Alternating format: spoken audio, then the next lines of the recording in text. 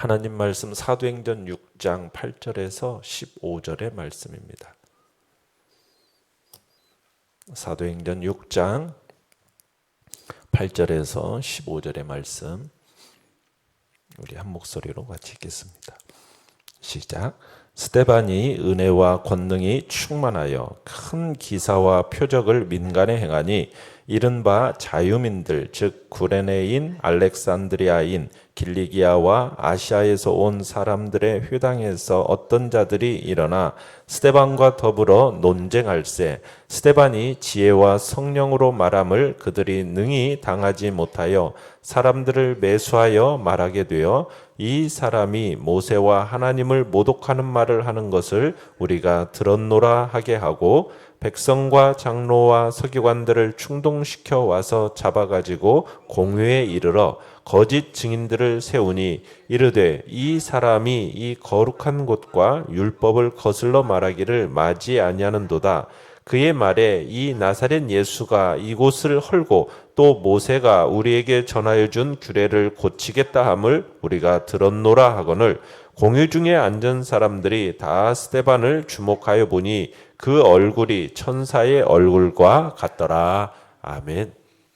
오늘 말씀의 제목은 어떤 상황에서도 담대하게 라는 제목으로 말씀을 나눕니다. 예루살렘 초대교회에 이제 7 집사가 세워지게 되었죠. 그 가운데 하나로 선출된 사람이 스데반입니다. 이 스데반 집사가 행한 사역의 특징이 이제 오늘 본문에 소개되면서 이제 시작이 되고 있는데요. 내용 관찰 문제 1번을 보시면 스데반과 그의 사역에 대해서 본문은 어떻게 설명하고 있습니까? 8절을 보시면은 스데반은 은혜와 권능이 충만했다. 그래서 큰 기사와 표적을 민간에 행하였다. 이렇게 설명을 하고 있습니다. 그러니까 은혜라는 것은 성령이 주시는 선물로서 하나님이 능력을 공급해 주시는 어떤 돌보심, 도우심 이런 것을 의미합니다. 그리고 권능이라는 것은 성령이 임재하신 결과인 거죠. 그러니까 스데반은 이제 매일의 구제를 이제 사람들에게 하고 있는 거예요. 음식과 또 때로는 옷이 필요한 그 신자들을 섬기는 사역을 이제 계속 하면서 아마 사람들을 만나다 보니 병든 사람도 만나고 귀신 들려 고통받는 사람들도 만나지 않았겠습니까? 그들에게 음식을 전달하다 보면 자연스럽게 그 신자들의 이 경험하는 어려움, 문제점 이것에 대해서 아마 대화를 나눌 수 있었을 것입니다. 그래서 스데반이 이제 질병과 다른 고통으로 고생하는 사람들을 만나게 되면서 그들을 위해서 이제 함께 기도하는 가운데 많은 사람이 기적적인 고침을 받게 되었던 거예요. 자, 이런 스데반의 사역이 예루살렘에 사는 여기서는 자유민들이라고 이제 9절에 나오는데 이 디아스포라라고 그러죠. 그러니까 이제 다른 지역에서 살던 유대인들이 이제 예루살렘으로 와서 거주하는 이 디아스포라 유대인들이라고 하는데 그 사람들의 반대를 일으킨 겁니다. 그러니까 지역 회당에서 예배하던 이런 다른 디아스포라 유대인들 그 사람들을 9절에서는 이렇게 얘기했습니다. 북아프리카의 구레네 지역에서 온 유대인, 또 이집트 알렉산드리아에서 온 유대인, 또 예루살렘에서 살던 또 다른 디아스포라 이 유대인 중에 또 이 소아시아 남동쪽에 있는 길리기아 거기에서 온 유대인들이 있었던 거예요. 스데반은 이 디아스포라 이 유대인들이 모이고 있는 이 예루살렘 회당을 방문을 했던 거죠. 그리고는 그 회당을 방문해서 십자가에서 죽으시고 또 죽은 자 가운데서 부활하셨으며 이스라엘의 구원자로 하나님 우편에 영광 받으신 이 약속된 메시아 그분이 바로 예수님에 대해서 자신의 믿음에 관해서 아마 열심히 이야기를 했던 것 같아요. 그래서 이제 예루살렘으로 돌아와서 사는 이 디아스포라 유대인들은 이 사람들은 예루살렘 성전과 또 그 성전에 대해서 굉장히 헌신했던 사람들이거든요. 그러다 보니까 이 예수를 믿는 이 디아스포라 유대인들에게 이 유대인 공동체가 있는데, 이 공동체에서 열심히 사역하는 이 그리스도인 지도자들에게 아마 강력하게 반발을 했던 것 같아요. 그러니까 그들은 예수님을 이렇게 이스라엘의 메시아요 또 구주로 믿는 사람들이 지금 자신들을 어떻게 보면 유대 왕국의 중심으로 돌아오게 해준 이 조상 대대로의 이 믿음을 이 사람들은 배신했다, 지금 이렇게 느꼈던 겁니다. 그러면서 이 디아스포라 이 유대인들과 스데반 사이에 논쟁이 시작이 됩니다. 이제 9절에 보면은 스데반과 더불어서 논쟁이 벌어지게 된 거예요. 자, 그런데 스데반이 10절에 보면 지혜와 성령의 능력으로 이 유대인들과 논쟁했기 때문에 이 유대인들은 스데반이 복음을 설명하는 것을 능히 당하지 못합니다. 아마 이 사람들도 분명 이 나사렛 예수가 이스라엘의 메시아요 구주라는 믿음을 반박하려고 아마 노력을 했을 거예요. 그러나 이 스데반의 논쟁이 더 뛰어나다라는 것이 입증되어 버렸어요. 뭐 그렇다고 해서 이 사람들이 예수님을 믿게 된 것은 아닙니다. 그들은 스데반의 설명 때문에 아무 말도 그냥 못했을 뿐인 거예요. 자, 내용관찰 문제 1번, 2번을 보시면, 자, 이 자유민들이 스데반을 쓰러뜨리기 위해 어떤 공작을 펼치고 있습니까? 자, 디아스포라 이 유대인들은 패배를 인정하고 싶지가 않았어요. 그들은 스데반이 믿고 있는 이 내용이 이단적이기 때문에 이 스데반을 제거해야 된다, 이렇게 믿고 있었던 거죠. 지금 이스라엘에서 신성 모독죄라는 것은 가장 강력한 처벌을 받는 죄목이에요. 그래서 이제 이 사람들이 11절에 보면 사람들을 매수해 가지고 뭐라고 이제 하냐면 11절 끝에 보면 들었노라라는 말을 하지 않습니까? 들었노라. 이건 이제 스데반이 이 신성 모독적인 말을 오랜 기간 계속해서 말하는 것을 지금 이 자유민들이 들었다, 이렇게 주장을 하고 있는 겁니다. 자, 무슨 말을 들었다라고 고발하고 있습니까?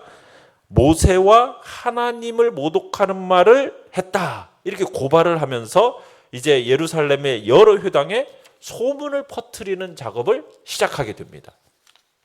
자, 이 자유민들은 지역 회당에서 사람들을 매수해 가지고 스데반이 모세 율법과 하나님에 대하여 신성 모독적인 발언을 했다고 고발하게 만들어 한 후에 이제 그를 제거하기 위한 음모를 확장시켜 나갑니다.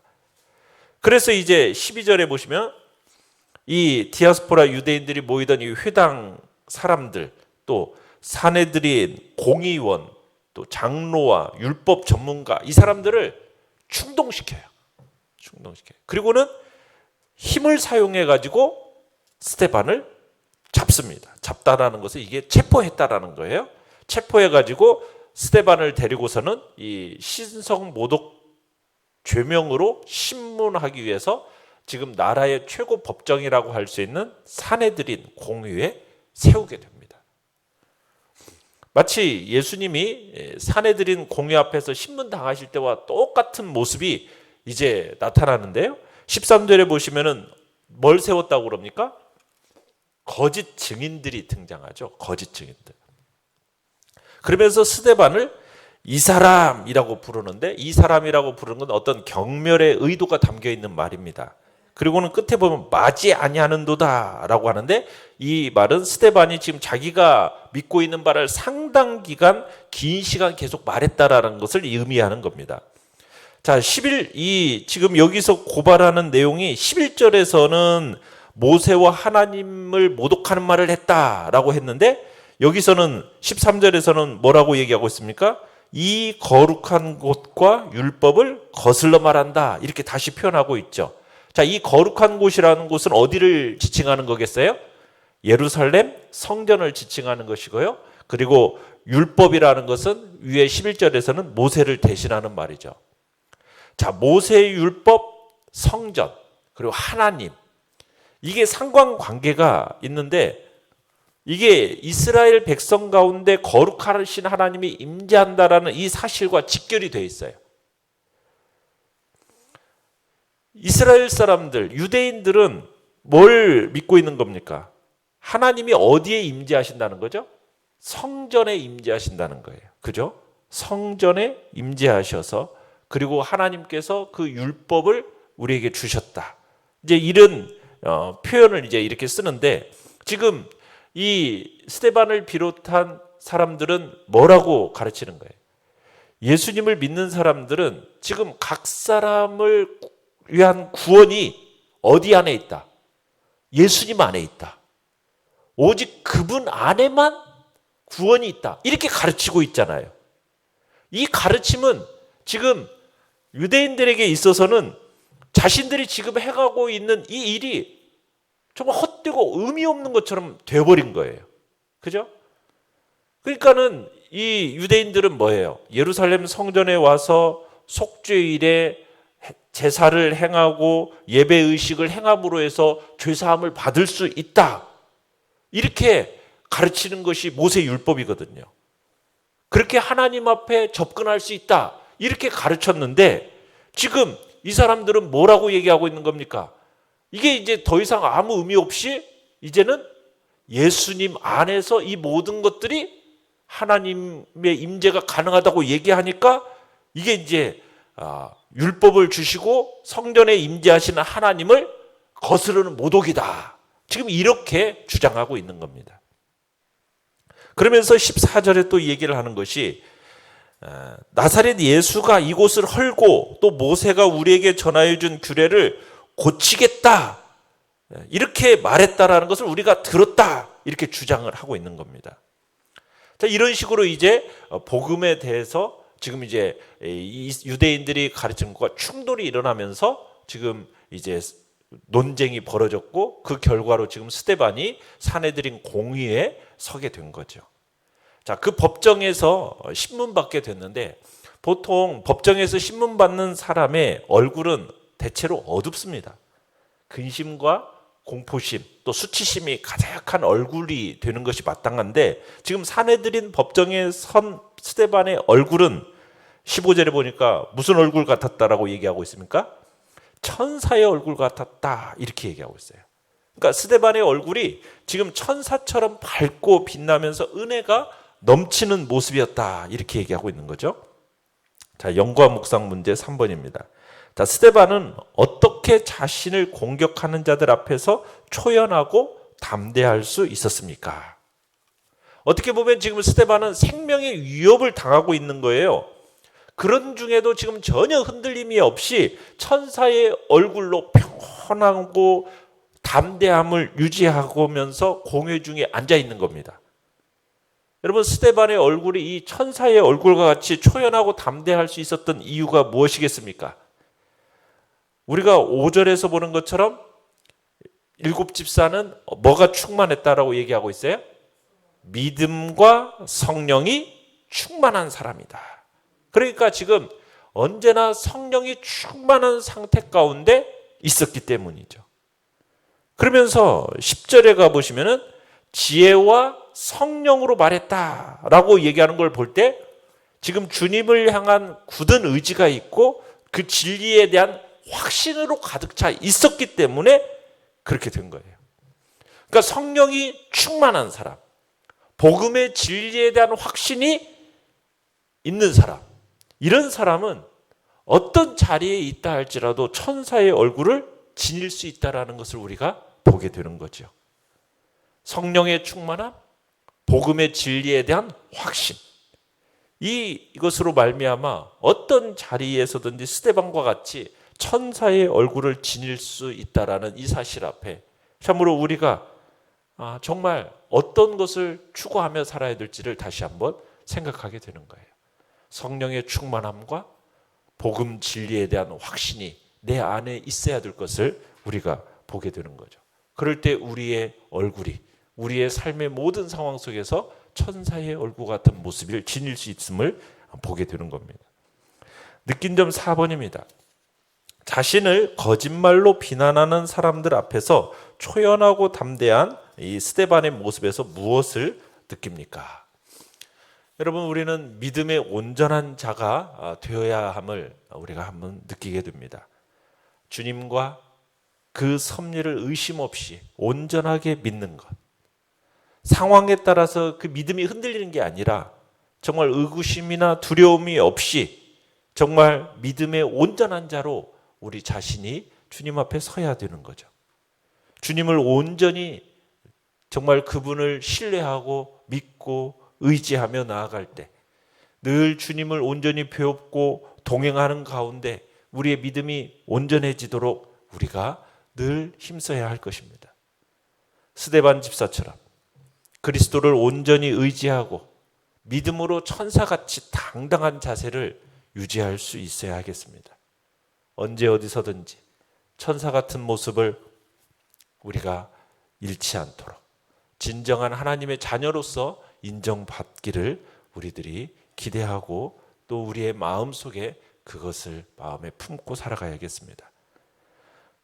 참 충성된 성도에게 있어서 시험은 꼭 닥칩니다. 사탄은 진정한 성도를 또 진정한 주님의 일꾼으로 진정한 일꾼이라고 여기고 있는 사람을 또한 시험하는 거예요. 어떻게 보면 그리스도 안에서 의와 진리를 추구하는 사람일수록요, 세상으로부터 큰 핍박을 받는 거죠. 어떻게 보면 잘못이 없어요. 그럼에도 불구하고 큰 핍박을 받고 있다. 그렇다면 그것은 바로 우리가 의와 진리를 따라 살아가는 자라는 증거이라는 거죠. 그러한 시험을 주님을 의지하는 믿음으로 이겨내게 하시고 그리스도의 고난에 참여하는 것으로 또한 즐거워할 수 있기를 바랍니다.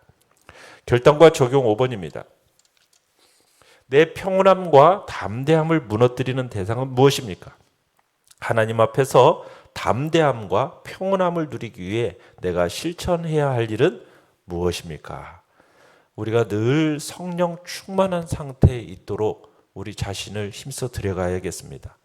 성령 충만은 어떻게 우리에게 주어집니까?